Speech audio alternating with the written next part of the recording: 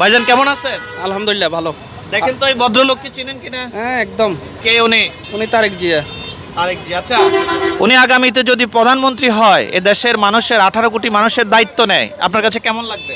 একদম অনেক ভালো, 100% উনি ব্যক্তি হিসাবে কেমন? ভালো।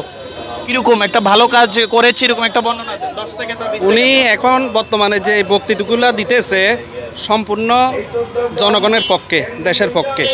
এটা হচ্ছে যে তার ভালো, আমরা এটাই চাই, এরকম রাজনীতি চাই। মানে আপনার ওনাকে ভালো লাগার কারণটা কি? এইটাই এটাই। এইটাই সুন্দর শৃঙ্খলাভাবে বক্তব্য। হ্যাঁ হ্যাঁ ওইটাই। আচ্ছা, আমার দেশে দুর্নীতি, চাঁদাবাজ এবং এই দেশের টাকা চুরি করে বিদেশে লুট হবে না, আপনি কি মনে করেন উনি ক্ষমতায় আসলে এরকম হবে না, এরকম মনে করেন? এটা পার্সোনালি উনি যদি পদক্ষেপ নেয়, নর্মালি যারা জাতীয় নেতা এরা তো এরকম করে না, যারা নর্মাল খাওয়ার চিন্তা চলে তাদের প্রতি অ্যাকশন নিলে তাইলে হবে না। আচ্ছা, ধন্যবাদ আপনাকে। আপনাকে ধন্যবাদ।